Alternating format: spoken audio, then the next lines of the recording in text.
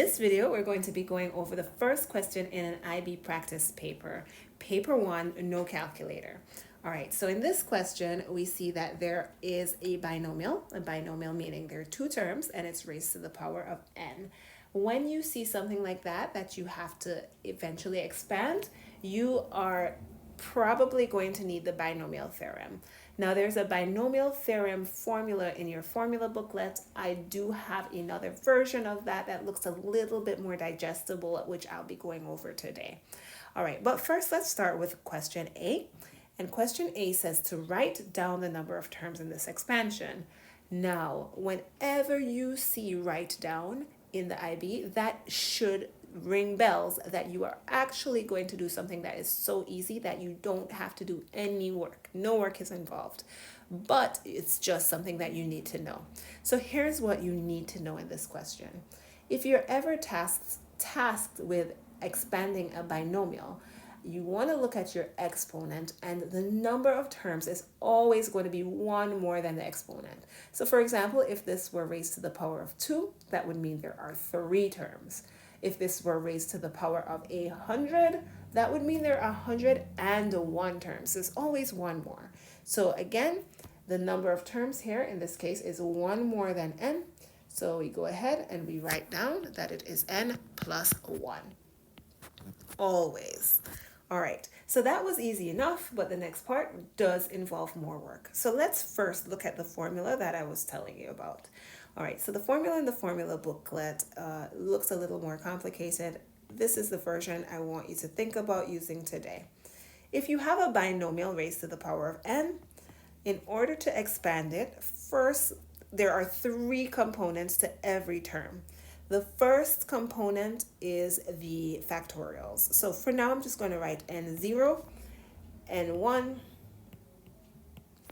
n2, n3, and so on. N3, and so on and so forth. So this goes ... forever or for as long as you need it. All right, so that is the factorial component, and I will talk about what that means in just a minute. The next component is the first term and whatever you're going to do with that first term. So that first term, you're going to take the a and you're going to raise it to the difference between these two values here. So in the first part, that would be to the n minus 0, which is just n. So we can just have n. The next one will be to a to the n minus 1. The next one is a to the n minus 2.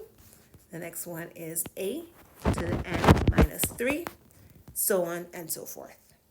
Now the third component is that b and what we're going to be doing with that b. So that b is going to be raised to the power of whatever is in the bottom. So in this case, that would be 0. In this case, it's b to the 1. Here, it's b to the 2, b to the 3, and so on and so forth. And that keeps going. So here we have a plus sign, a plus sign separating all of these. And it keeps going, and we can stop there. Now, in this particular question, we are going to have to expand this expression, 1 minus 2x to the n. So we're going to go ahead and do exactly what we just did. First, we're going to write out the factorial component, and again, I'll explain what that means soon. So n0, n1, n2, n3, and so on and so forth. Now, the first term, which is our 1 right here, we're going to do that component next. So let us write 1 to the n, 1 to the 1, 1 to the 2. I am so wrong. Let's do this again. 1 to the n minus 1, 1 to the n minus 2, and 1 to the n minus 3. So remember that our first term is being raised to the difference. The exponent is the difference between these two things in each case. All right. And our second component here is that negative 2x that is raised to whatever is in the bottom. So 0 in this case, which just ends up being 1, but I'm writing it anyway. Negative 2x to the 1, negative 2x, we're getting a little bit messy here, to the 2, and negative 2x to the 3, plus dot, dot, dot. Okay, so we have a bunch of terms. We're not going to need all these terms. Let me make this one a little bit neater because it looks a little funny. All right, we're not going to need all these terms, but let's talk about what we will need. In our question, it says that they know that the coefficient of x squared is 144. So they are interested in the coefficient of x squared. And so if we look through our terms, this will never get us an x squared. And again, I will definitely explain what this means soon. This will not get us an x squared. It will get us an x to the 1. This will get us an x squared, but this will get us the x to the 3rd. So we're actually only interested in the term that will get us our x squared, which is this term. This is the only term we're interested in. We can ignore everything else. All right, now, what exactly does that factorial component mean? You've been waiting for this. I had you hold off on it. Now we're going to go over what this means. If you have a factorial, so let's see, we can actually write this out. This means n factorial over 0 factorial n minus 0 factorial. This means n factorial over 1 factorial n minus 1 factorial. So here's the trend that you should be seeing here, and I'll talk about what factorial means. So don't worry, I will definitely get there. It's the first thing, the thing on top, factorial, over the thing on the bottom, factorial, over the difference between those two things, factorial. What does factorial mean though? All right, so factorial, for example over here, let's say we had 5 factorial. Side note, this is not a part of the question, just something for you to be aware of. 5 factorial means 5 times 4 times 3 times 2 times 1, and then we stop. Always stop at 1. So every number, every integer value being multiplied by the first one as you go down until you get to 1. All right, so that's what factorial means. Now we can proceed with our question. All right, so I'm actually going to erase these. We don't need them. We're only interested in that purple highlight right here. So n2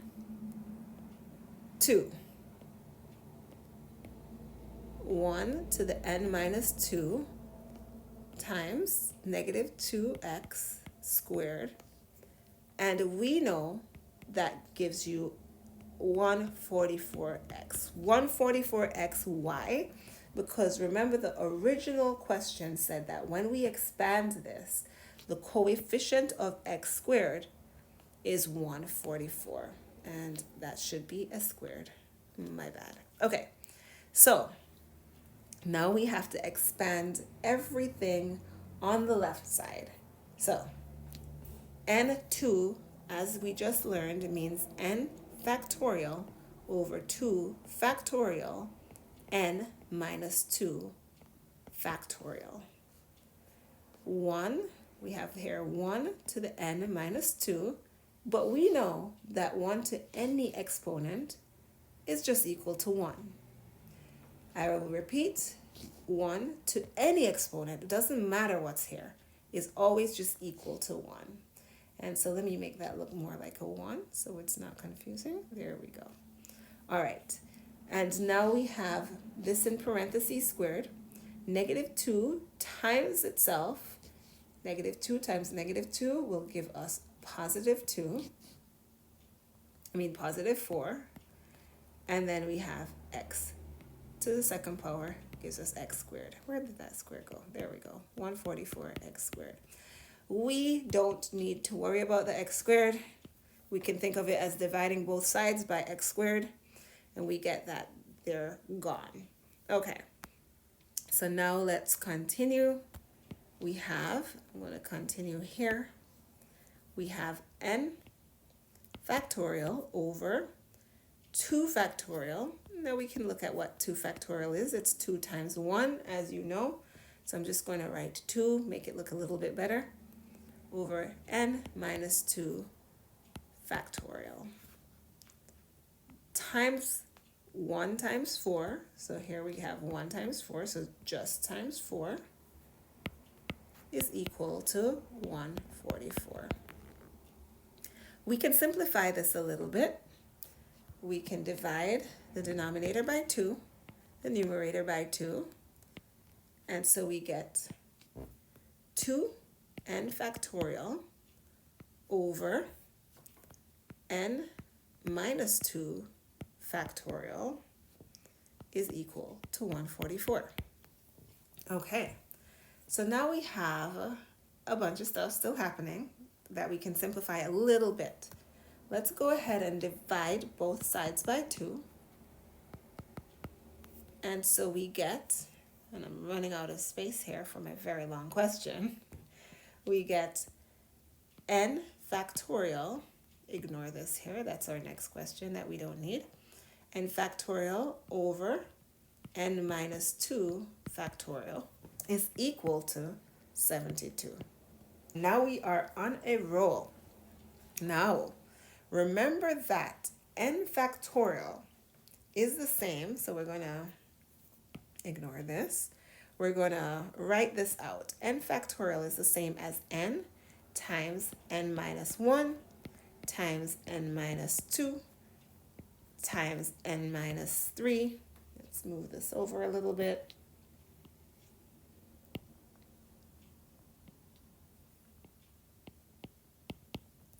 So on and so forth until you get to 1. Whereas n minus 2 factorial is n minus 2, and we're going down, n minus 3, so on and so forth until you get to 1. Here is the beauty of this. This cancels that. Even though we don't know what n is, it cancels. Doesn't matter what n is. This cancels that, and we are left with n times n minus 1, which is equal to 72. All right, let me make this all a little bit smaller so we don't get merged with the other question. We need a little bit of space.